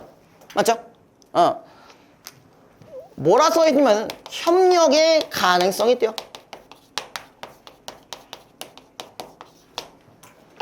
자, 현실주의가 국제정치의 주요 행위 주체로 주권 국가들의 초점을 맞춘다면은 이번엔 그럼 초점이 다르다는 거니까 그거를 착안을 해야겠죠. 자유주의의 분석 단위는 국가뿐만 아니라 국제연합과 같은 범지구적 국제기구, 그 다음에 유럽연합과 같은 지역 수준의 초국가적인 기구 및 협력단체, 그 다음에 비정부기구 등 더 다양한 행위자들을 포함한다. 그러니까 한마디로 얘가 말하는 어떤 범위라고 한다면은 국가만이 있는 것이 아니라 국가 플러스 다양한 단체들까지. 근데 이게 국가의 범위에서 넘어가는 그런 단체들이겠죠. 그렇죠? 뭐 유엔도 그렇고, 그죠? 뭐 유엔도 그렇고, 그 유럽 연합도 그렇고, 뭐 나토라는 것 그런 데도 있었고 막 다 그렇겠죠. 그죠? 자유주의 틀에서 국제정치에 대한 이론화 작업을 한 신자유제도주의에 따르면은 국제사회는 중앙정부가 부재한 상태에 놓여 있지만, 그치? 전 세계로 봤을 때 중앙정부는 원래 없잖아. 지금 상황에선, 그쵸? 없지만, 국제관계에서 국가는 합리적이고 이성적인 행위자들이기에, 뭐가 나왔어? 아까 제가 처음에 이기적이라는 말이 나왔는데, 여기선 또 다른 키워드가 있었네요? 그쵸? 뭐가 있었어요, 거기서? 합리적이란 말 나왔어요. 합리적. 그 다음에 이성적.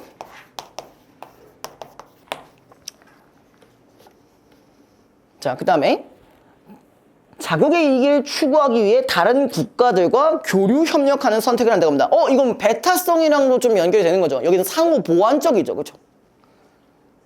그리고 국제 경제 경제가 경제가 다원화되고 복잡해지면서 이렇게 얽힌 상호작용이 서로에 대한 거기동감이 의존성을 강화하여 국제 체제 전체에 안정을 가질 수 있다고 보았다. 그러니까 얘는 따로따로 노는 게 아니라 배타적이 아니고 의존적이니까 의존적이니까 이 부분이 연결이 된다는 얘기겠죠. 자, 그 다음에 이러한 관점에서 환경 문제에서도 국가를 넘어선 다양한 행위 주체들이 교류와 협력 관계를 선택해 다양한 규칙과 제도들을 지역적, 국제적 수준으로 만들어 나감으로써 지구 환경을 개선하려고 노력해왔다고 본다. 그리고 그러한 노력이 앞으로 더 제도화될 것으로 전망한다. 그럼 여기 봐야겠네요. 제도화 동그라미 쳐주시고요. 어쨌든 간에 얘는 협력을 통해 합리적인 판단과 협력을 통해서 뭐를 만든다고요?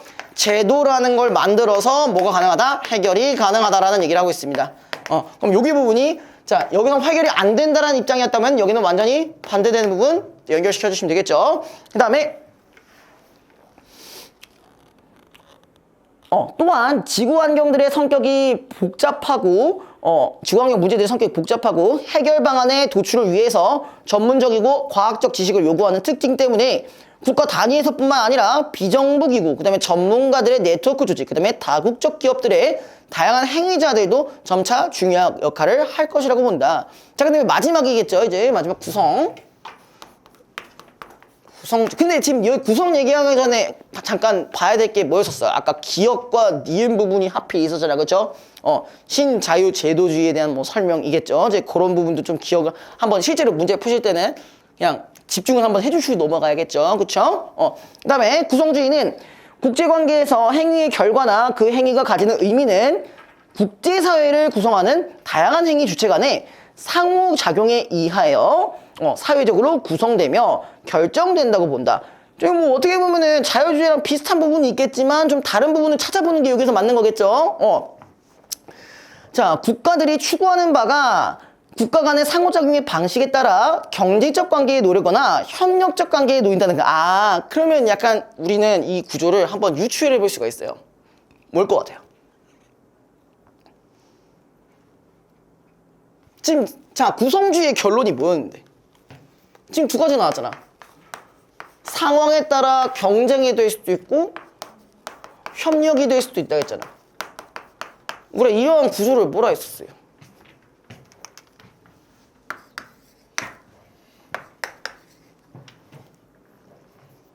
얘는 이런 거 뭐라고 하죠? 정반합이라고 했죠? 정반합? 그죠? 뭔지 아세요?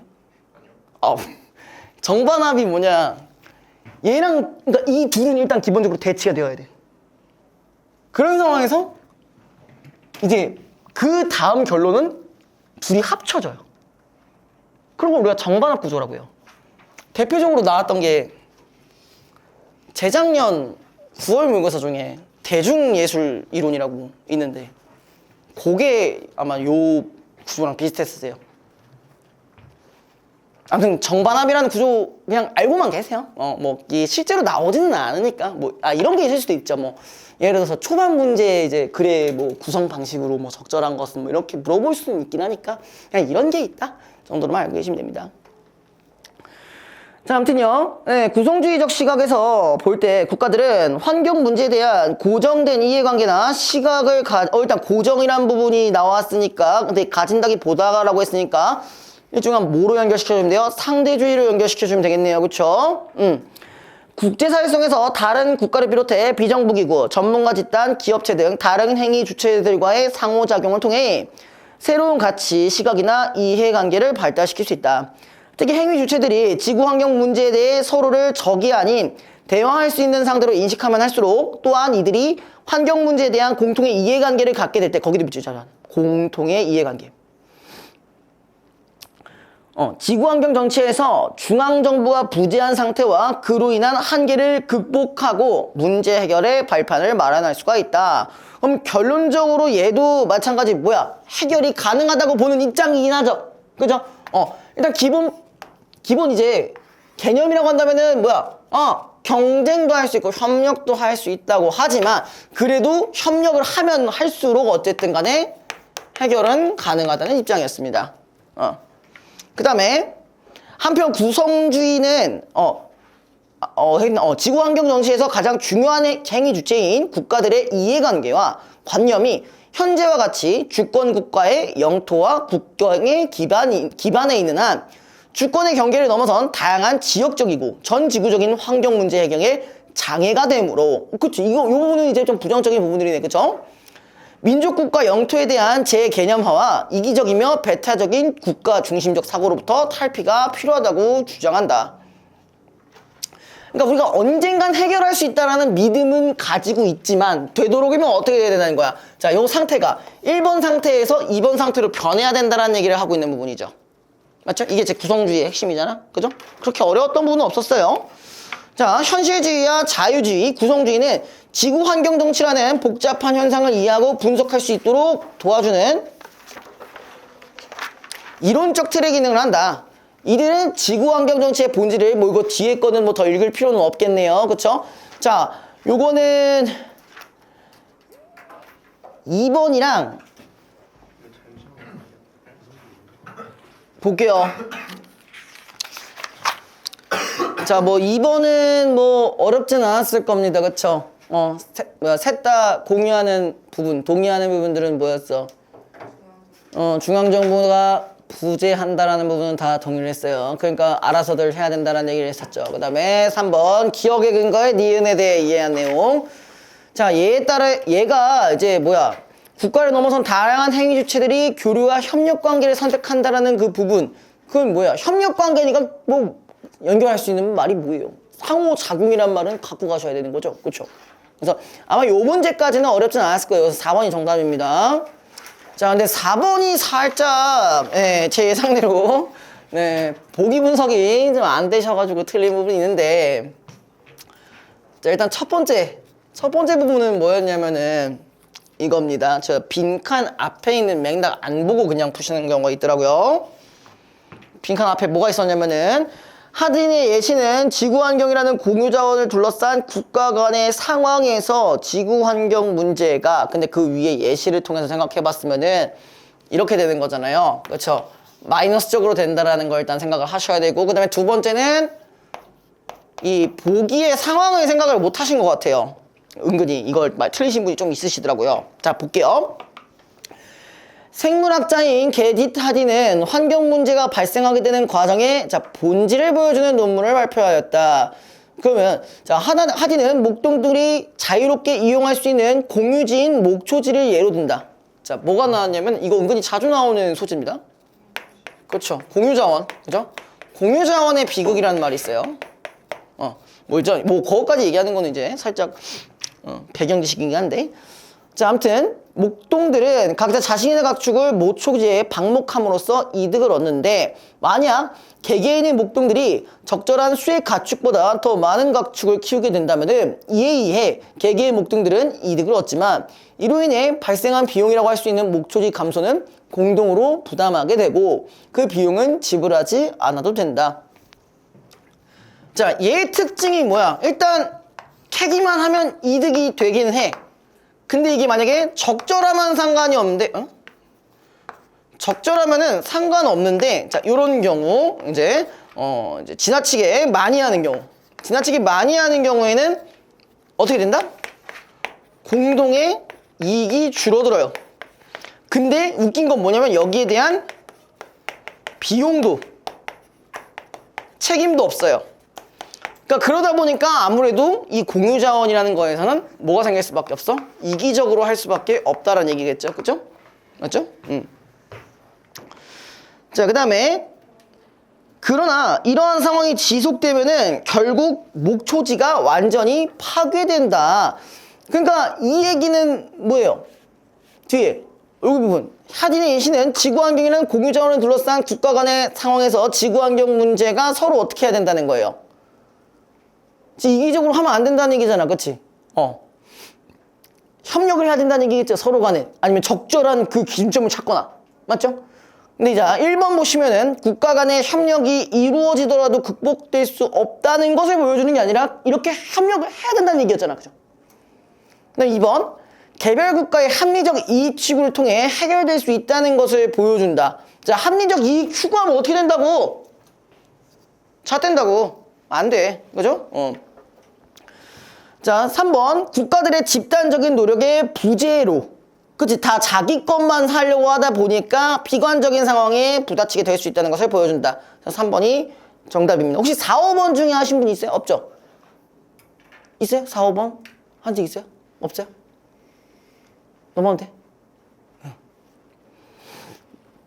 자, 그 다음에 요거 다음 거 해봅시다. 아우, 이것도 돈과 관련된 얘기죠.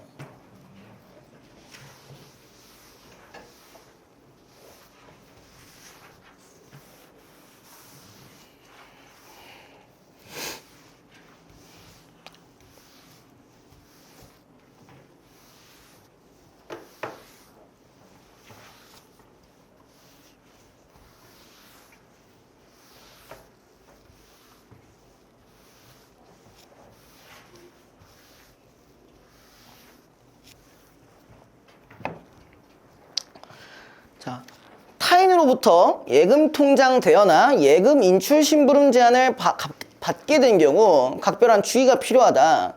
보이스피싱 범죄에 연루될 수 있기 때문이다. 자, 보이스피싱 범죄자는 대개 타인 명의의 예금 계좌를 사용하여 여러 피해자로부터 송금을 받아 돈을 가로채되는데, 자, 일단 뭐가 나왔냐면은 일단 이 얘기가 나오긴 했어요. 보이스피싱. 여러분 혹시 그런 비슷한 거 당해본 적 있어요? 없죠, 일단. 네, 왜 그래요? 통장을 만들 수가 없다고? 만들 수 있지 않나? 미성년자도 만들 수 있어요. 제가 알기로는. 통장은 가능해요.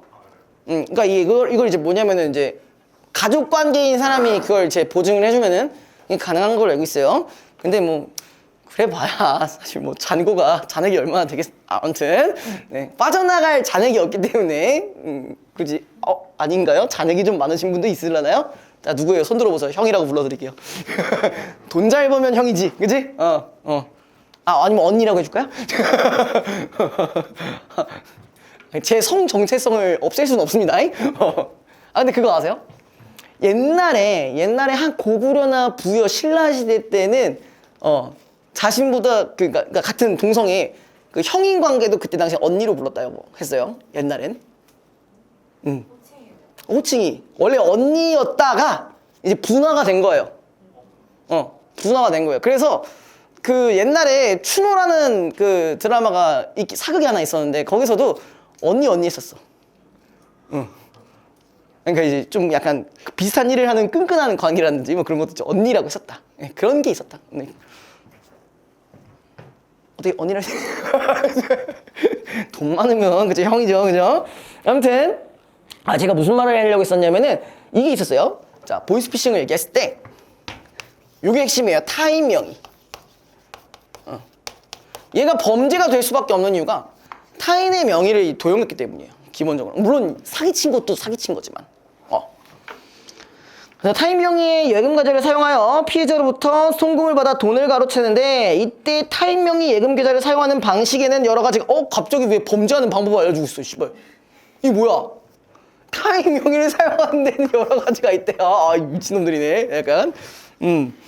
자, 보이스피싱 범죄자를 A, 피해자를 B라고 하고 B가 돈을 입금하는 계좌의 명의인을 C라고 가정할 때 첫 번째 방법은 A가 C 몰래 C 명의 예금 계좌를 개설하여 사용하는 것이고 자, 첫 번째는 그 타인을 모르게 하는 거죠. 개설. 이 타인이 아까 C였죠. 그쵸? 맞죠? 그 다음에 두 번째 방법은 C가 개설한 예금 계좌를 A가 빌려서 사용하는 예금 계좌 대여. 그러니까 두 번째는 대여를 하는 거예요. 그럼 얘는 타인이 인식했겠죠? 타인 입장에서는 인식을 하고 있는 상황입니다. C가 인식했다라는 기준. 그 다음에 C가 자신의 예금 통장과 도장을 A에게 넘겨주고 비밀번호를 알려주면은 예금 계좌 대여로 인정된다. 여기 조건이 하나 있었어요. 그죠? 뭐가 필요하냐? 통장과 그다음에 도장과 비번이 있었죠. 이거 알려주면 된대요. 근데 뭐 나중에 쓰고 싶으시면 해보세요. 잣된 수가 있죠, 그렇죠? 자, 그다음에 세 번째 방법은 C가 A의 부탁을 받고 C 자신의 예금 통장에서 예금을 인출해서 A에게 전달해 주는 것이다. 그러니까 뭐야? 세 번째는 협력자죠, 거의. C가 협력자야. 협력자인데 어떻게 주고 있어요? 그냥 인출해서 현금으로 주는 거네요. 그쵸? 맞죠? 예금 인출해서 전달하는 방법. 이게 현금이라 쓰지 말고요. 이렇게 할게요. 그냥 예금 인출이라고 할게요.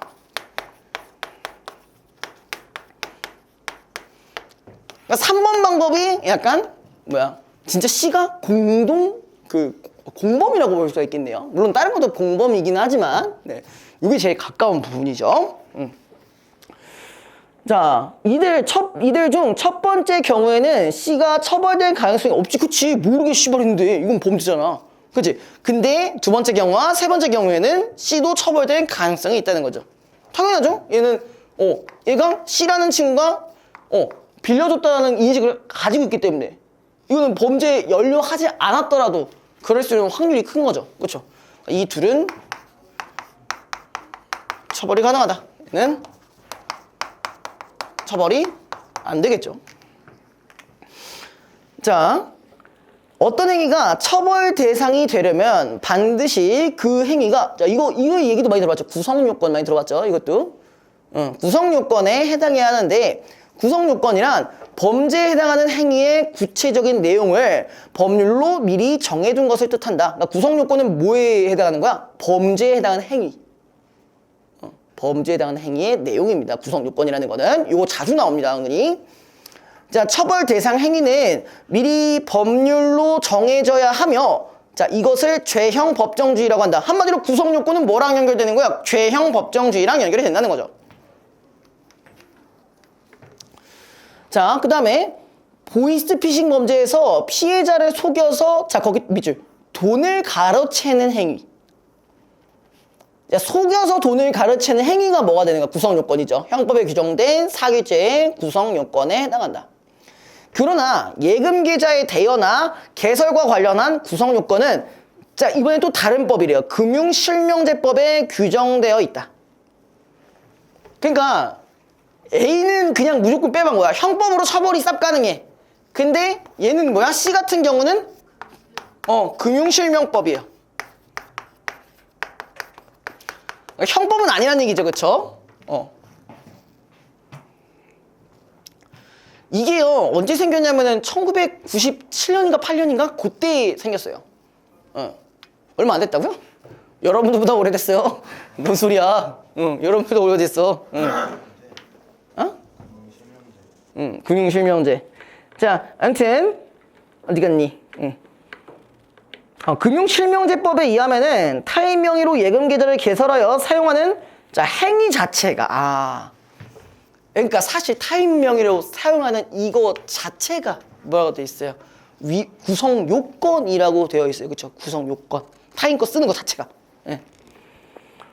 자, 그다음에 금융실명제법의 목적을 달성하려면은 예금 계좌의 명의인과 실제로 그 예금 계좌를 사용하여 금융 거래를 하는 사람이 일치하게 할 필요가 있기 때문이다. 같은 맥락에서 예금 계좌의 대여, 즉 C가 자신의 명의로 개설한 예금 계좌를 A에게 빌려주고 A가 사용하게 하는 것도 독립된 구성 요건으로 규정되어 있다. 그 기본적인 목적이 뭐라고? 개설과 이용이 같아야 돼, 그쵸? 개설자와 이용자가 같아야 돼. 이거는 이 이용이라고 하면 실질적인 이용자를 얘기하는 거겠죠? 그죠? 자, 그 다음에 이와 달리 예금 계좌의 명의인이 타인의 부탁을 받고 스스로 금융거래, 거기 동그라미, 스스로 금융거래하는 거. 그거는 금융실명제법에 규정된 범죄 구성 요건에 해당하진 않는다. 그러니까 요 부분은 누가 A라는 애에 대해서 A가 얘 거를 몰래 개설해서 하는 거는 애초에 금융실명제법에 대한 구성 요건이 되는 거 맞죠? 그죠? 근데 요 두 부분은 어쨌든 간에 둘 다 타인이 그 C라는 친구가 인식을 했고 빌려준 거기 때문에 구성 요건은 아니래요. 일단 여기서는 아니래. 그렇지만 이런 행위가 타인의 범죄 행위에 가담 이런 게 있어. 자, 얘가 만약에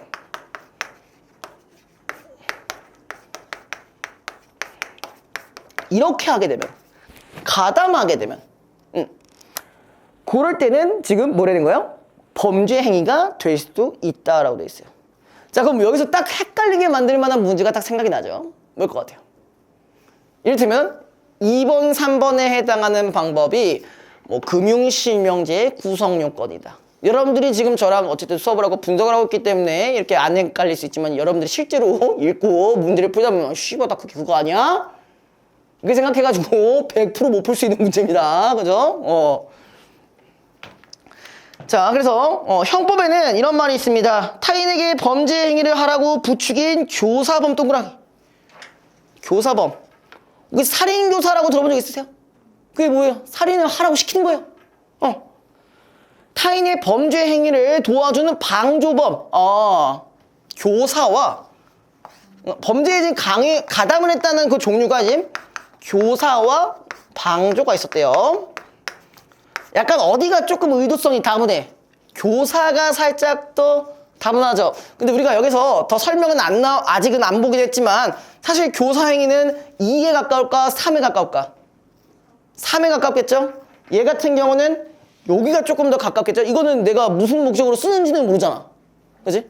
예. 어쨌든 그런 측면에 의해서 처벌이 가능하다는 얘기겠네요. 물론 더 보시면 이해가 되시겠지만 한번 볼게요. 이때 교사범과 방조범을 통틀어 공범이라고 그냥 처음 얘기했잖아. 공범이라고 그냥 그죠? 그 다음에 어디 갔냐? 교사범이 부추긴 범죄나 방조범이 도와준 범죄. 그러니까 범죄를 저지른 자를 뭐라고 한다? 저지른 자를 정범이라고 한다. 범죄 구성 요건 중에는 여러 사람이 가담하여 행위해야만 성립하는 것도 있다. 여러 사람 동그라미 쳐주시고요. 이러한 범죄 행위를 필요적 공범이라고 부르지만 이들은 모두 그 범죄의 정범이다. 자, 예컨대 예금 계좌 대여 범죄는 빌려주는 사람과 빌리는 사람 두 사람이 있어야만 성립할 수 있으므로 필요적 공범에 해당하고 이들은 모두 정범으로 처벌된다. 자, 공범 중에서 교사범은 자, 범죄가 발생하도록 원인을 제공했으므로 자, 이미 범죄 행위를 하기로 결심한 정범을 도와준 것에 불과한 방조범보다 더 나쁘다. 그렇죠. 얘가 인출을 해서 A한테 줬잖아. 모르는 게 아니 알고도 줬잖아. 그럼 교사범이 되는 거죠. 자, 그 다음에 따라서 교사범은 거기 이제 정범과 같은 형벌을 받는 데 비해 방조범은 정범보다 가벼운 형벌을 받는다. 방조범이 성립하려면은 정범의 범죄 실행이라는 요건 이외에도 방조행, 거기 동그라미자. 방조행위와 방조의 고의라는 요건. 그럼 사실 교사범보다 이제 방조범에 대한 얘기가 좀 더 나오겠네요. 그죠? 방조에 대한 얘기 두 가지가 있는데 지금 뭐가 있었냐? 방조행위와 고의.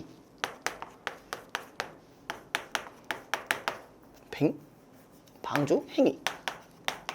이 두 측면에서 봐야겠네요. 자, 그 다음에 첫 번째 요건인 방조행위는 정범이 범죄 행위를 하기 쉽게 해주는 모든 행위. 저 위주 쳐보자. 쉽게 해줄 수 있는 모든 행위. 자, 그래서 범행 도구를 제공하는 등의 물질적 방조뿐만 아니라 이미 범행을 결심한 범인을 격려하는 정신적 방조도 여기에 해당한다. 자, 범행 도구 제공, 그럼 물질적 방조랑 연결시켜야 될 거고, 격려는 정신적 방조. 와, 보이스피싱 잘해. 이렇게 잘 속여주시고 하는 것도 방조래요. 그죠? 어쨌든. 자, 두 번째 요건이 방조의 고의는 두 가지 고의로 구성된다. 자, 우선 정범이 저지르려고 하는 범죄 행위 자체에 대한 고의인 정범에 대한 고의가 인정되어야 하고, 방조범 자신이 하고 있는 행위가 정범의 범죄 실행을 돕는 행위라는 것에 대한 고의도 인정되어야 한다. 그러니까 정범에 대한 고의도 있어야 되고 또 뭐도 있어야 된대요? 그러니까 돕는 행위에 대한 고의도 있어야 돼. 그죠? 형법에서 고의란 행위자가 자신의 범죄 행위를 하고 있음을 알고 있었고, 자, 거기 밑줄 알고 있었고, 그 다음에 의도했음 있죠? 범죄 행위와 결과 발생을 의도했음. 그러면은 얘가 말하는 고의라는 거는 의도에 가까운 거죠. 의도가 있냐 없냐라는 거죠. 뭐 이건 어렵진 않았을 텐데. 자, 고의를 구성하는 의도에는 적극적으로 어떤 결과를 실현하고자 하는 확정적 고의뿐만 아니라 그런 결과의 발생 가능성을 알고 이에 대해 용인한, 미필적 고의 이거 많이 들어봤죠? 근데 이게 뭐야? 미필적 고의 같은 경우는 뭐예요? 가능성이야. 가능성이 있는데도 용인을 했다는 거야. 물론 이 가능성이라는 거는 해결이 될지 안 될지 이건 모르죠. 모르지만 어쨌든 가능성이 있을 수 있잖아. 근데도 이거를 허락했다라는 거지. 그죠? 그 다음에 방조범의 구성 요건 중 방조의 고의는 대개 거기 밑줄 미필적 고의에 그치는 경우가 많다. 또한 정범에 대한 고의도 미필적 고의만 있으면 인정되며 정범의 인적 사항을 알지 못해도 인정될 수 있다. 자, 이를테면 이거 많이 들어본 적 있어요? 너 뭐야? 저기 알바몬에 이제 고액 알바 500만 원 보장 이러면서 이제 뭐가 나와요. 그래서 이제 그걸 내가 했다는 게 아니라 그 이제 뭐 지원을 한번 했어. 그래서 거기 이제 뭐 어디 회사인지도 알려주지도 않아. 근데 제가 문자 넣으면 그거대로만 하시면은 내가 500 드릴게요. 해서 이제 뭐해? 저기 여러분들 뭐냐? 어디 정자역이라고 해보자. 저기 분당에 있는 정자역에 3번 캐비넷 열어보시면은 거기 있는 가방이 하나 있어요. 이제 그거를 어디 저기 이거 구성역 갔다가 그렇죠. 중간책을 알고 한 건 아니야, 그죠? 알고 한 건 아니에요. 그거 어떻게 알아? 그냥 가방만 갖다 줄여서 갖다 준 건데. 맞잖아요. 열어보지는 그건 본인 마음이겠지만. 어쨌든 그렇게 해서 누군가를 딱 갖다 주는 순간 이제 경찰입니다 하면서 일단 바로 수갑 채워서 가면은 얘는 뭐야? 미필적 고의는 그렇게 된 거죠. 솔직히 가능성을 알고 아니 어떤 병신이 500만 원을 줘요. 그 말이 돼요? 그렇게 쉬운 일에 500만 원 주는 일이 어딨어. 말이 안 되잖아. 그죠? 그럼 본인이 멍청하거나 가능성을 알고도 용인했다는 얘기잖아요. 왜 멍청하면 안 풀려나요? 네? 그거 증명을 해야 돼. 그 어떻게 그러니까 정신병력이나 그런 것들 증명하거나 아니면은 뭐 내가 그런 의사 행위를 할 수 없는 어떤 좀 정신적인 문제가 있는 그거에 해당하는 그런 것들을 대신 행해줄 수 있는 대리인이 있어야 돼. 없잖아. 있어요? 뭐 대리인 있으세요? 있으면 제가 형이라고 불러드릴게요. 아, 대리인 있어? 아, 그러니까 의사 행위를 대신해 줄 수 있는 대리인이 있어야 된다고. 미성년자 법적 대리인 응, 법적 대리인 쉽게 얘기하면 그런 거고. 법적 대리인이 없는 사람이 청소년이니까 다 있잖아요. 그거를 못 저지르는 분들이 많겠네요. 아유, 순수한 사람들. 여러분들 범죄 역시 법 없이 살 사람들. 법 없이도 살 수 있는 사람들이네요. 자, 2번 볼게요. 자, 기억의 이유로 적절한 것은, 자, 일단 기억이 뭐였냐? 부탁을 받고 거래를 하는 것은 요건에 해당하지 않는다라 했어요. 어디에? 금융실명제법에. 자, 이거 정확히 연결되는 부분은 뭐야? 그치? 스스로 했다라는 거잖아. 스스로 한 것은 방해하는 행위가 아니기 때문이겠죠. 그죠? 자, 이제 3번. 여러분들 3번 문제 얘기했던 거예요. 맞아요. 네, 여러분들 법 없이도 살 사람들. 아유, 정말. 그죠? 이거 범죄하는 방법을 모르세요? 자, 저도 뭘 봐야 돼요? 제가 다 이 얘기 했잖아요. 애들 나눠줘야 된다고. 그쵸? 맞죠? 자, 보기부터 볼게요. A로부터 회비, 오늘 왜 이렇게 말이 안 되니? 회비 관리를 위해 필요하니 예금 통장을 빌려달라는 부탁을 받은 B는 A의 말을 듣고 자신의 명의로 예금 계좌를 개설한 후에 A에게 비밀번호 동그라미, 그다음에 예금 통장 동그라미, 도장도 동그라미. 미친놈이네요. 다 줬네. 아주. 다 줬어. 뭐야? 2번에 해당하는 애죠? 일단 2번에 해당을 했어요. 자, 그 다음에 A는 C가 C에게 2로부터 받아야 할 외상대금이 있다고 거짓말을 하면서 이 돈을 C 명의 예금 계좌로 계좌 이체를 받은 후, 자, 거기 밑줄 인출해서 가져가 주면 100만 원당 5만 원의 수수료를 주겠다고 한다. C는 자신의 친구 D에게도 A의 제안을 전달했고 D도 이를 수락했는데 A와 D는 서로 모르는 사이였다. 야, C와 D의 차이가 있었어. 그죠? 근데 C와 D가 공통적인 건 뭐야? 인출책을 했어. 그죠? 인출책. 또 뭐야? 가능성을 알고도 용인했잖아. 그죠? 이 새끼들, 이런 새끼들이 있네요. 그렇죠? 물론 밑에 또 한 번 설명이 친절하게 나와 있습니다. 자, 근데 뭐야? C와 D의 차이점은 인적사항을 서로 알거나 모를 뿐이죠. C와 D는 모두 E와 거래 관계가 있었으므로 E가 A로부터 사기를 당한 피해자이고 자신들이 이러한 A의 사기의 범행을 돕고 있을 가능성이 있음을 거기 밑줄 알고 있었으나 그 다음에 용인했다. 그럼 C, D는 둘 다 방조범이네. 그죠? A는 피해자 E를 속여서 돈을 받으면서 B, C, D 각각의 명의로 된 예금 계좌로 송금을 받았다. A는 B의 명의인 예금 계좌에서는 자국 밑줄 스스로 돈을 인출했고 C와 D는 E가 자신들에게 송금한 돈을 각각 인출하여 A에게 가져다 주었다. A가 E로부터 돈을 송금받은 행위는 자, 사기죄의 구성 요건에 해당했다. 그럼 일단 사기죄의 구성 요건이 뭐였냐 아까? 사기죄의 구성 요건 앞에 넘겨봐. 응? 뭐가 있었어? 피해자를 속여서 돈을 가로채는 행위가 사기죄의 구성 요건입니다. 예.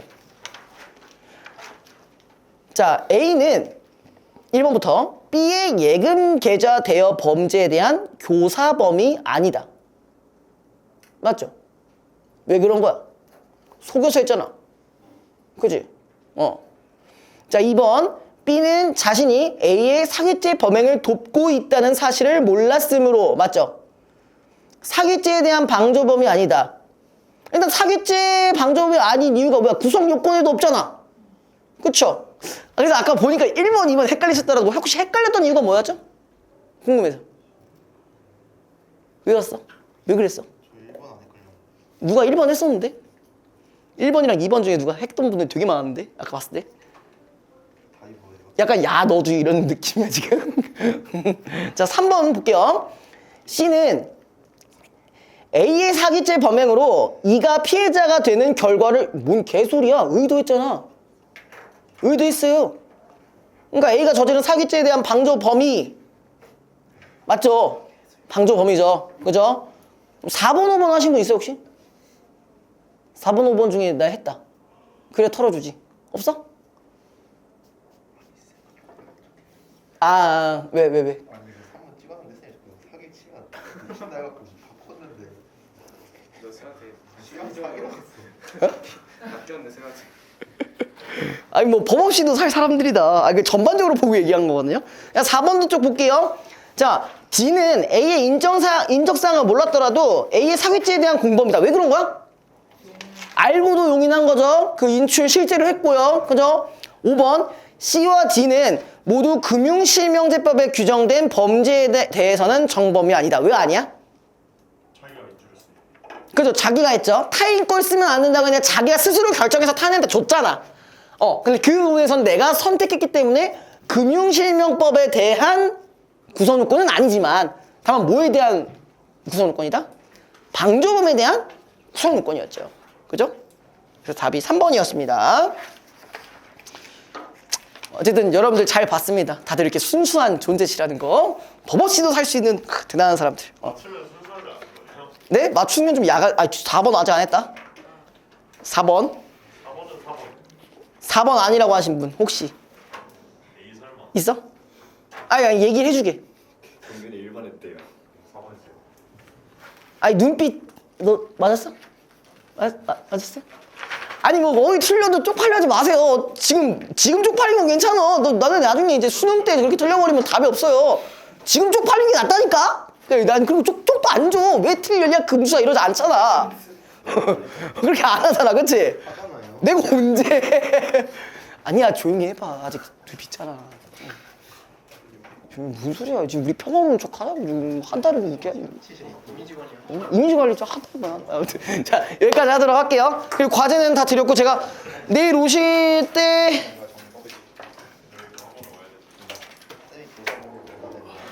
뭐야? 잠깐만. 야 정리가 안 돼. 아무튼 클리닉 때 오시면 시험지를 아무튼 어쨌든 내일 오시면 시험지는 다 세팅되어 있으니까 그거 푸시면 됩니다. 주시면 안 돼요 저거. 안 돼요. 아직 안 만들었거든요. 네 많이 들어. 내일 와야 돼. 화장 언제부터 받을 수 있어요? 화장 언제부터 받을 수 있어요? 오늘 내가 최대한 해볼게.